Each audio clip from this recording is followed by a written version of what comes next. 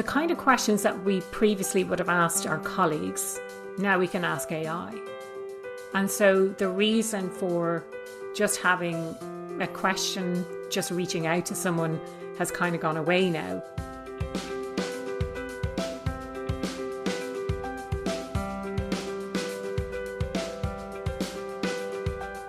Hello, I'm Shirley Kavanagh, and you're welcome to the Leadership Discoveries podcast, where leaders and experts from across sectors share insights, turning points, and hard-won wisdom that drive real leadership impact. And today, I'm delighted to be joined by Aoife O'Brien, workplace culture strategist, podcast host, and founder of the award-winning podcast Happier at Work. And in her consulting practice, she works with clients, empowering global leaders to build cultures where people thrive and performance follows. Aoife, you're very welcome. Thanks so much, Shirley. I'm really excited to have the conversation today. And Aoife, you have just launched your book, Thriving Talent, How Great Leaders Drive Performance, Engagement and Retention. Very exciting. I understand it's available already on pre-order, and I've no doubt it's been a labour of love. It absolutely has. Yes. Yeah. And I'm sure we'll get into a little bit more detail on that. But yeah, absolutely. It's been a journey, let's say. I'm sure. Yeah, well, I'm in awe of you, I have to say, because I think anyone who could really commit themselves to writing a book, we all talk about it, and not so many of us actually get to do it. So well done, you. Thank you. For the few people around who may not know you, Aoife, would you just give a sort of an overview of your career story to date? Because it's very interesting. And you're in Tenerife at the moment, and I'm in Dublin. So maybe tell us a little bit about that. Absolutely. Yes. Yeah. Career history is basically leads to why I do what I do now. So for about 20 years, I worked in market research in the fast moving consumer goods industry, and it ticked a lot of boxes. I really enjoyed the work that I did, and I was really lucky early in my career to be surrounded by positive people and in positive environments. And I had a couple of experiences at work, like I say, that kind of put me on the path that I'm on now.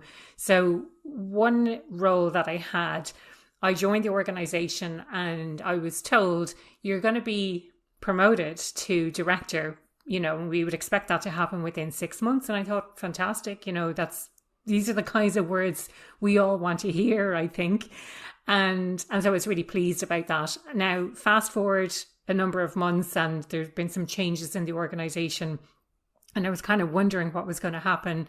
I'd had continuing conversations being asked, well, what kind of director would you like to be? And I was like, oh, this, all really positive signs. Now, in the end, it was one of my male colleagues, as my mum likes to remind me, one of my male colleagues was promoted to the position that I was supposed to have been promoted to, but he was promoted to be my boss. And not only was he promoted to be my boss, it wasn't communicated in any way with me. And so he pulled me into a room one day and he started talking all about my clients. So, I'm working with these clients, and I was like, why are you talking about my clients like this? And he was like, oh, I'm your boss now. I was like, oh, that was a bit of a surprise. So that was kind of, let's say, issue number one. I didn't stay in that organization too much longer, and they may have thought, because I had to have a visa to work in that country, they may have thought, well, we've sponsored her visa, so she's not going to leave. I left because I thought, I'm not having this. I ended up traveling for a year, which was really great. And then I landed in another role and I stayed in that organization for about 4.5 years. And when I first started, I loved it. But over time, it became more like a roller coaster. I was promoted a couple of times, really great signal. But, it was kind of like, loved it, hated it, loved it, hated it. And in the end, I was doing something that was really draining me. And I decided to leave with absolutely nothing to go to. No excuses, no travel, nothing. And I went on and I did a master's in organizational behavior and started asking those difficult questions about why did I make this decision, or what could HR have done differently, or what should leaders have been doing to create a better environment for someone like me to really succeed at work and to not leave. And, obviously when people leave an organization, it costs them money. Although I don't think we really look at that, especially as leaders. I think maybe HR are a little bit more focused on that. But all of this to say, this has put me on this path now. So I started doing all of this research. And while I was doing the master's, I set up my business, Happier at Work. I started the podcast, Happier at Work, and having these important conversations. And having had those conversations, having worked with organizations in this area, and having done the research as part of my master's, all of that has culminated now in this book, Thriving Talent. So it's kind of everything I've done to this point, I feel, has brought me to where I am today. Going back in early career, very kind of analytics driven, and the master's ticked a lot of boxes in relation to that as well, doing the analysis, making connections between things that maybe other people don't see. Very interesting, Aoife. And I suppose, like anything, there's always a bit of ourselves within the writing, isn't there? There's always a bit of ourselves in the book and the experience in the book. But I'm just wondering, in terms of, in your book, it's around building performance, not just in self, obviously, but in others as well. And you talk a lot about engagement. And I know it's a constant theme for you. But, as a result of let's say the reflection, the research you've done in the book, what conclusions have you drawn in terms of what leaders really need to do to lift and sustain engagement levels? Like, are there any tips there you'd have for people? So for me, I think we focus a lot on the metrics, and we focus a lot on what the engagement scores are. And we try and move that number without thinking about, well, what are the drivers behind that? What's really going on? And so for me, and it's the entire crux of the book, is how do we push the numbers on this? And so for me, it becomes about creating the conditions where people can really thrive and do their best work. And so, to give an overview of the Thriving Talent Framework, which stems originally from my research, it's evolved over time through my work and through my conversations, but making sure that we first of all have psychological safety at work. We talk an awful lot about it. I don't think we understand fully what that is. I spoke with Amy Edmondson on my podcast not too long ago, and I think there's a lot of confusion that psychological safety means we feel really comfortable and we've created a really nice environment. Actually, psychological safety, you can still feel really massively uncomfortable. It just means it's safe to share what's going on, to push back, to challenge the status quo, to share ideas. So first of all, having that, and the default tends to be that we don't have psychological safety, that we haven't created it in our teams. And so that would be the very first place to start. And then the rest of the model, so that would be the foundation. And imagine it like a temple, because I know people are listening today. So imagine it like a temple, and we have psychological safety as a foundation. And then there are 3 pillars. So the first one is workplace culture, and thinking about the things that really shape culture. And it's the behavior essentially that we experience at work on a day-to-day basis. So how are people behaving, and are they behaving in a way that's in line with how I would expect other people to behave, especially given the pressures that people are under today? Like, are they under a lot of pressure and therefore they're a little bit rude and a little bit toxic with their team members, so really thinking about the workplace culture, but from a behaviors perspective and how people are experiencing their work on a day-to-day basis. The second pillar is all about drivers. And that's really about what motivates us at work and understanding what motivates people. Because I think oftentimes we assume that other people are motivated by the same things that motivate us, but that's not the case. And it's really important to understand, and I mean understand at an individual basis. Each person will have their unique motivators. I can talk a little bit more about the research I did on that in a minute, but I think we'll come on to talk about the other pillars. But really understanding what those individual motivators for people are. The third pillar then is capabilities, and that's really understanding people's strengths at an individual basis. Again, coming back to the individual, but then looking at how to leverage strengths as part of a team. So how do we put people together to work effectively together if they have complementary strengths, which sometimes antagonize each other? I'm thinking the big picture thinker versus the very detailed person. They may antagonize each other because they just don't really understand each other's perspective. But if you can show them effectively how to work together, then that will really elevate the performance. And then thinking about that at a wider picture, you know, thinking about the organization as a whole. How do we remove some of those blockers that get in the way of people being able to do their best work, whether it's busy work, whether it's too many meetings or meetings that should have been an email, having too many emails, people are not really collaborating with each other. There's all of these things that get in the way. How do we remove those as leaders?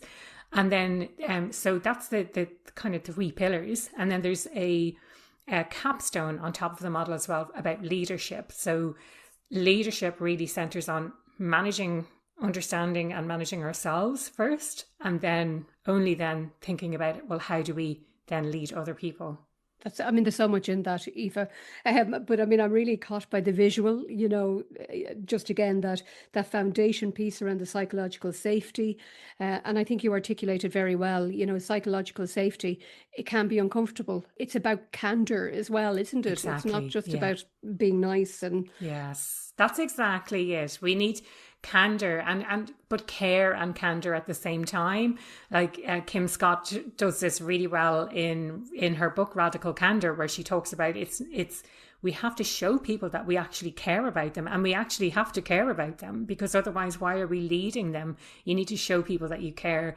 But then when you show people that you care, it kind of gives permission to challenge them a little bit more. And I know Adam Grant has a fantastic way, the exact phrase is going to escape me right now, but the way he gives feedback is, I know you're capable of so much more, and so I'm setting high expectations for you. It's something along those lines. The words are probably not exact, but it's really powerful. Like, I believe in you so much, my expectations are high. And it kind of shows that the 2 sides, doesn't it? You know, where like, wow, this person really believes in me. I want to live up to the expectation that they have of me. I'm struck as well by what you're saying there, that, you know, we hear phrases often in management speak, and they're often taken quite literally or they're misinterpreted. And one that often strikes me is when people say, you know, be part of this family. You know, and then the realization of, in families, you have disagreements and people play different roles in families, and it's not all happy families either. So, you know, sometimes we have to acknowledge the reality of the situation rather than some of the buzzwords. I'm also struck that piece around that capstone pillar you talked about, that leadership piece, and just something that you say about it starts with knowing yourself, doesn't it? Yeah. You know, leading yourself. Yeah, but like for me, it's self-awareness. And again, you know, another book I read recently that I would highly recommend was Insight by Dr. Tasha Eurich. And she talks about how most people think they're self-aware, but they're not. We all want to think that we are more self-aware than we actually are. And she talks about the different types of awareness. So we can be internally aware, like aware of what's going on internally for us. And then we can be aware of how we impact on other people. What is the impact that we have? So it's not about one or the other. It's about having both at the same time. But when we understand ourselves more and the kinds of things that trigger us, the kinds of impact we have on others, or the things that make us react, or, you know, kind of tap into our emotions in a little bit more.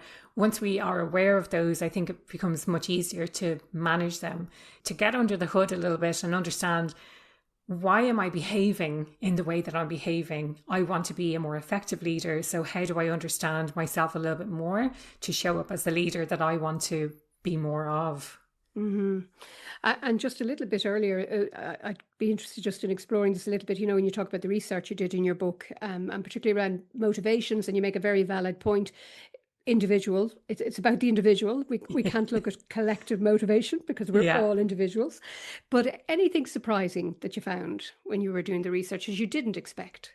Yeah. So one of the big things for me, I think, with that, if you think about, let's take autonomy as an example. So we all have universal needs. We have universal needs for autonomy, which is a sense of choice and control over what we do and how we do it. Relatedness, which is a sense of belonging and the fact that you get along with other people. And competence, so feeling capable of doing your role. The thing I think that surprised me most was, we talk an awful lot about autonomy and say, well, we just need to give people more autonomy. And I think as leaders, we're so afraid of being a micromanager or being labeled a micromanager by other people that we sometimes give people too much autonomy. And so when it comes to our needs, it's not just about satisfying the needs, it's about finding that balance between, and again, autonomy as the example, between having too much autonomy where you feel a little bit, I'm floundering here because I'm not really sure what to do, and having too little autonomy, which is when you're being micromanaged. So it's about finding that balance. So giving people enough direction and guidance so that they know what is expected of them. And again, I talk about expectations, the expectations we have of others, the expectations we have of ourselves, but being really clear about the expectations that you have, setting those really clear expectations, and then letting people do the work in the way that they work best. If they need support, you let them know that I'm here to support you, but you let them get on and do the work. This is something that's quite hard for me if I think I know the best way to do this, so let me show you or let me tell you the mistakes. And I think sometimes it's better to let other people make their own mistakes and let them figure things out for themselves, because then it will help them to learn a little bit more quickly. But that idea of not just giving people autonomy, and it's across all of our different needs and drivers. So it's not just about giving people autonomy, it's about finding that sense of balance. And something you said there, Aoife, there's something about just getting out of people's way, isn't it? You just get out of the way, and also that sense of empowering people but enabling them at the same time. Yes, so I think your point is really made. You don't want people to flounder unnecessarily. Exactly. But you want to give them the confidence, I suppose, to believe they can do it as well. Really interesting. But also the confidence, I think, to speak up and to say if things are not clear for them, because a lot of people are so worried about being a micromanager. Maybe they haven't shared to the degree, because coming back to the individual, each individual is going to have a different need for that sense of clarity. Some people are so high on autonomy. And if you think about the pandemic, overnight, suddenly we had a whole load of autonomy. Some people were really flourishing in that kind of environment, but other people were floundering because they were like, I don't know what I'm supposed to be doing all day. I need much more guidance with like how I should structure my day or whatever that might be. Yeah. And how are you feeling? Because, I mean, you've been a digital nomad really for, in a sense for many years. And I'm just wondering now how the world is changing at pace. And if we talk about, let's say first, this people, getting back into offices, less hybrid working or different hybrid working, where's your head in relation to that? And in terms of trust and maintaining performance, engagement, building performance, be interested in what you're thinking about that, Aoife. Yeah. I mean, I've so many thoughts on this, and some of them are contradictory, if you don't mind, because early in my career, I loved being in an office. I loved being around my colleagues. I loved the opportunity to go out. And I'm thinking back to my early days working in London, for example, and going out for drinks and just learning from people around me. And as someone who doesn't work as part of a big team anymore, I really miss that team element. I really do miss that a lot. I think the way work is going, I think we haven't really got it figured out yet. I think we're trying stuff. And I think what we need to do is, instead of looking at, well, what are the headlines saying, or what is my colleague down the road, what are they doing with their team, with their organization, we need to look internally at ourselves and figure out, well, what's working with us and what do we need to do. I think it's completely pointless to bring people into the office to have them on meetings that are online that they could have done at home. I think if you're bringing people into the office, then it needs to be for a reason. Again, I read another brilliant book recently all about meetings. It's called Your Best Meeting Ever. And I'm recommending it to everyone ever since I read it. It's one of the things that takes up so much of our time. So getting it right, I think, is really, really important. But in it, I suppose the reason I'm bringing that up is we can't just bring people into the office just to have meetings. There has to be some sort of a purpose. And the way she talks about meetings is it's about moving work forward. And I'd never heard it phrased like that before. So now when I'm thinking about the end of my day, I'm thinking, what did I do today to move the work forward? You know, I'm sure anyone who's listening today is managing multiple different projects all at the same time. There's different parts of different things that need to keep moving. How are we keeping that moving forward? So if you think about that from a meeting perspective, it becomes very easy. Is this meeting moving the work forward? And the work can be building a relationship with someone. It doesn't have to be on a project, you know. So don't think you need to cancel all your meetings that are just a kind of a get to know you or something like that. But thinking about that in the context of, why are we bringing people into the office? Is it so that they can collaborate better? In which case, how are we facilitating that? And how are we getting the work to move forward? In some ways, again, I was saying, I'm kind of, it's a big contradiction, isn't it? Because in some ways, I think it presents a really fantastic opportunity to be able to work from anywhere. But I do really miss at the same time that in-person interaction that we can get by being in the office. And I was just talking to somebody else about this earlier on, actually, Aoife, and I think we came to the conclusion a little bit like what you're saying there, that when you're younger, when you're starting off your career, I mean, you make so many friendships, you socially grow, you learn so much about being in that close proximity of people. Yeah. It's kind of how you make friends, though, isn't it?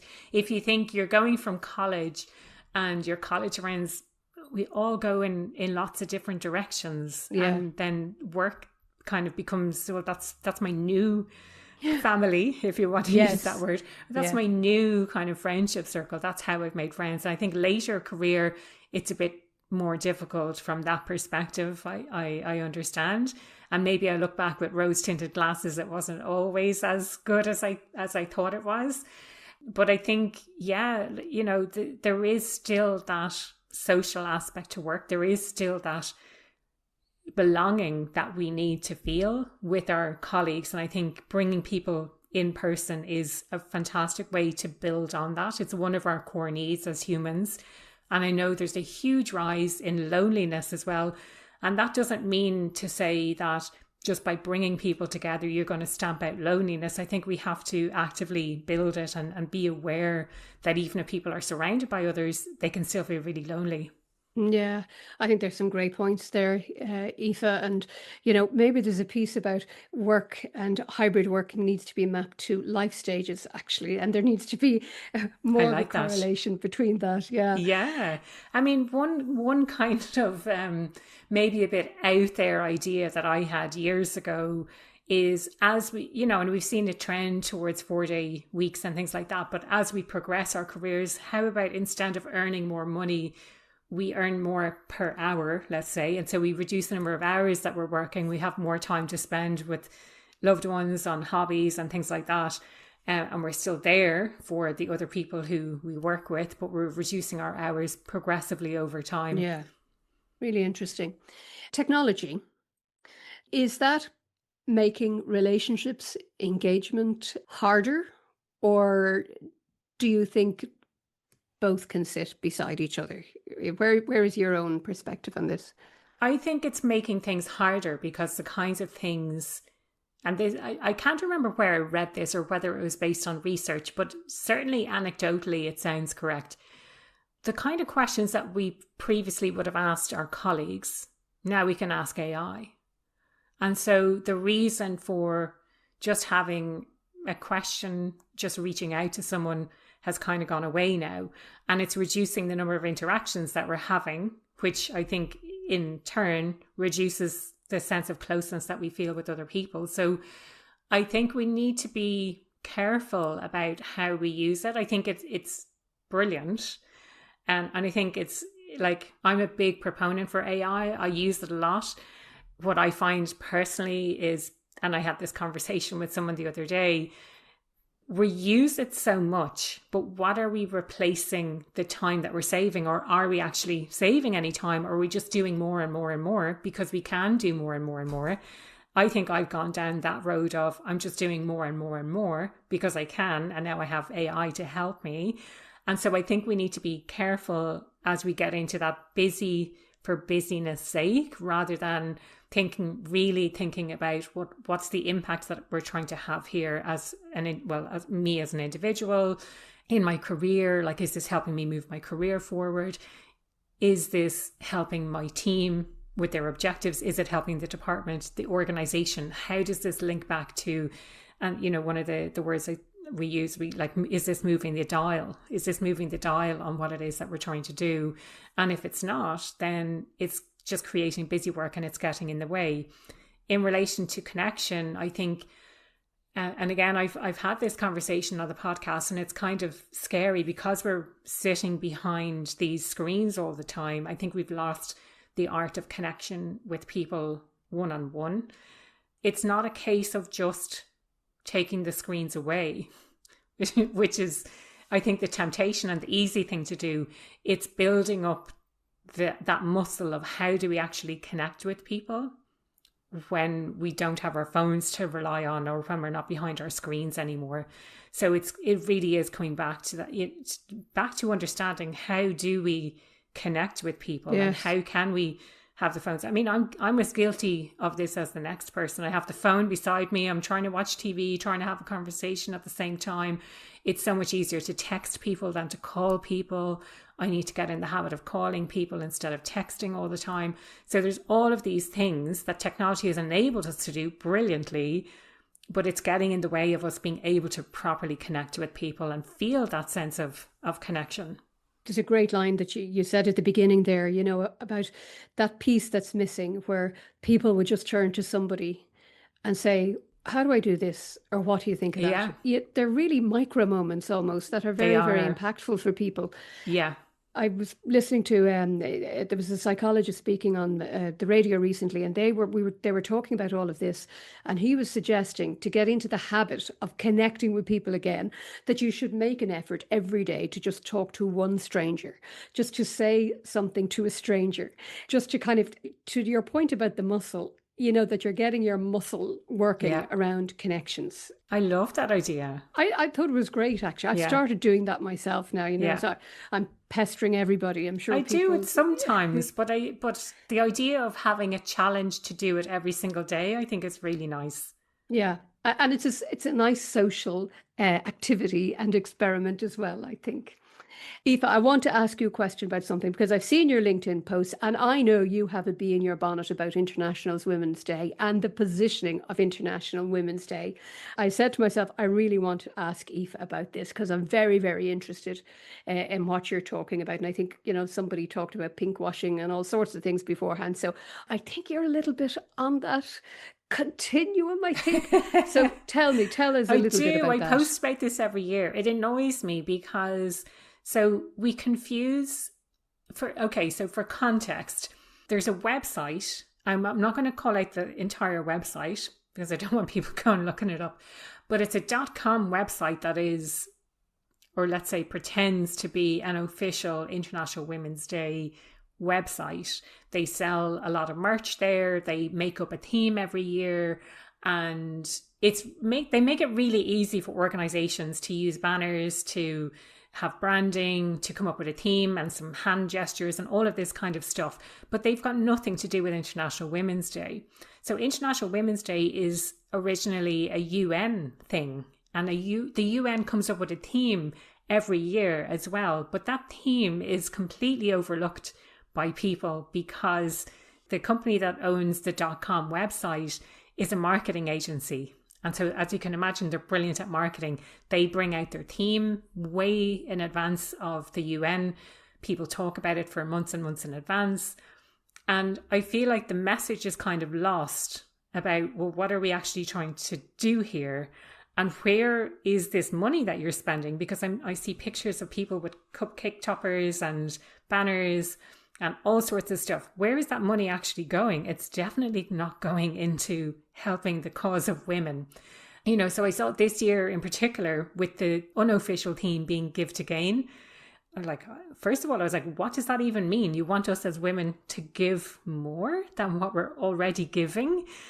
And, I saw two sides to that this year. Some people were like, I don't get it. I'm giving so much already. And other people were like, oh, what a lovely gesture. I'm giving all the time and I'm going to gain, or, something like that.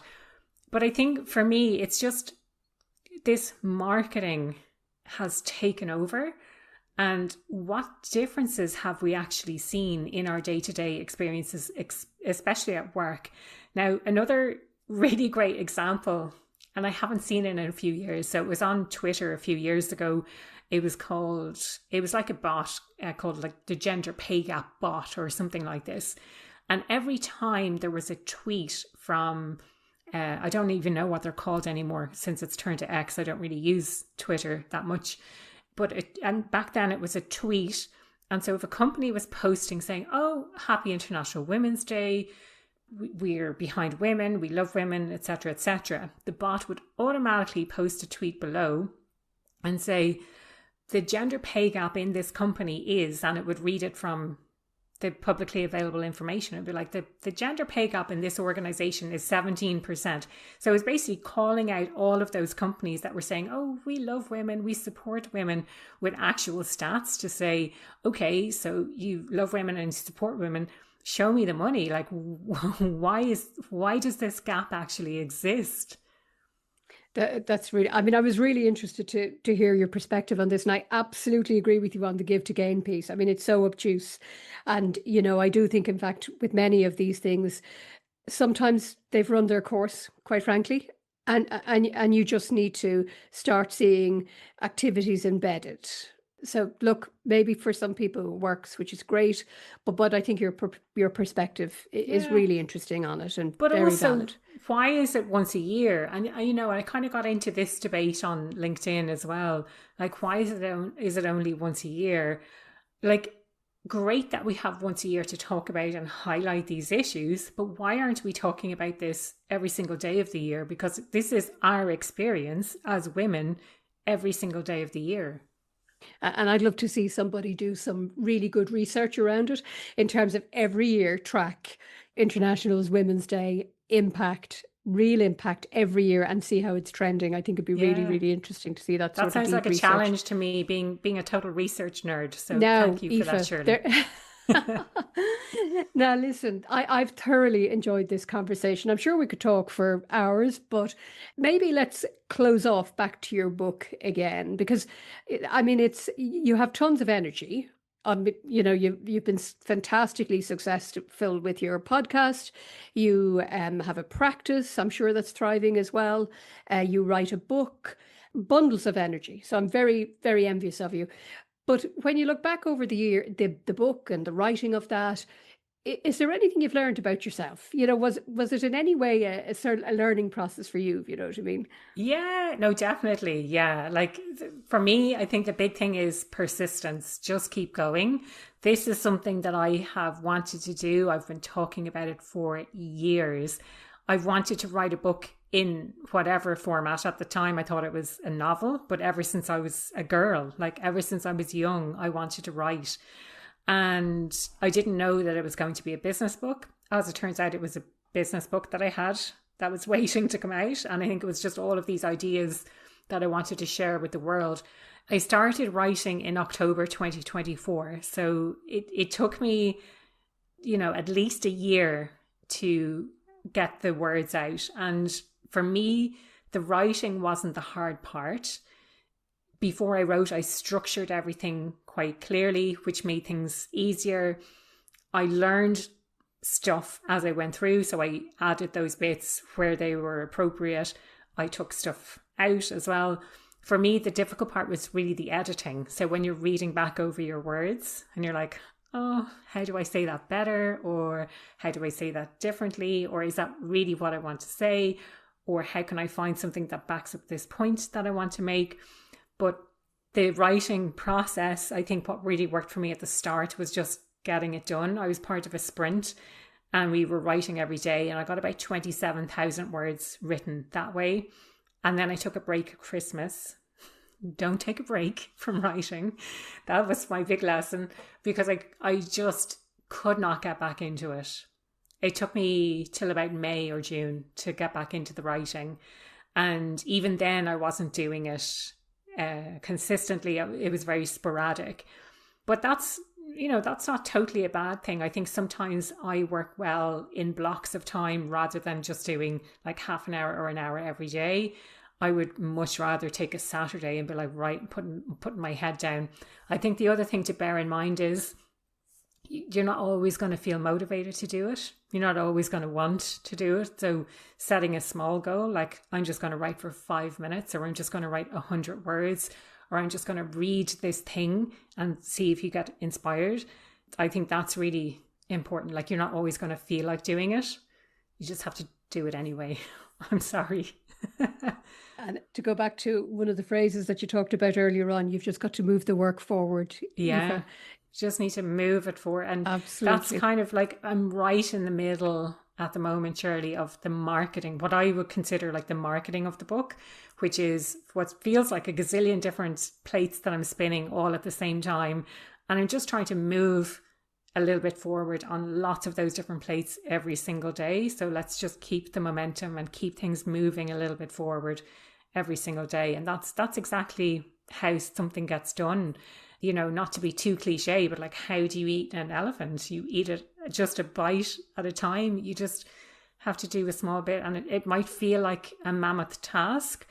And the way it was described to me when I first started writing, and at this time, like the sprint that I was part of, they were sort of encouraging us to write maybe 30 to 40,000 words. And they described it as like, if you think a blog post is maybe about 1,000 words, they were like, it's like writing 30 blog posts, which sounds much more doable than writing a book or writing 30,000 words. So thinking about it like that, it's writing 30 different blog posts on topics that are going to come together to kind of form a book. My biggest piece of advice would be to structure everything, to have a really clear structure before you even start writing. Like, you're not just going to start writing and then figure out where it's going to go. You can't do that with this kind of book. Maybe with fiction you can, but certainly with a business book, you can't just start writing and figure out as you go which direction it's going to take. Well, as I said, big congratulations on the book. I think it's fantastic. As I said, I'm really looking forward to reading it. That's Thriving Talent, How Great Leaders Drive Performance, Engagement and Retention. Aoife, it's been great talking to you. Thank you so much for joining me today on the Leadership Discoveries podcast. Thank you so much, Shirley. And for anyone who wants to check out the book, you can go to the website thrivingtalentbook.com. And for anyone who wants to connect on LinkedIn, feel free to reach out to me and just tell me how you found me. Absolutely. Aoife, thank you very much indeed. Thank you so much, Shirley. I hope you enjoyed today's conversation. And I know for me, every conversation leaves me with something new to think about. So that you don't miss any of the episodes, you can subscribe to the Leadership Discovery podcast, and do connect with me on LinkedIn or visit shirleykavanagh.com for more resources to help you reflect and support you in your leadership journey. Until next time.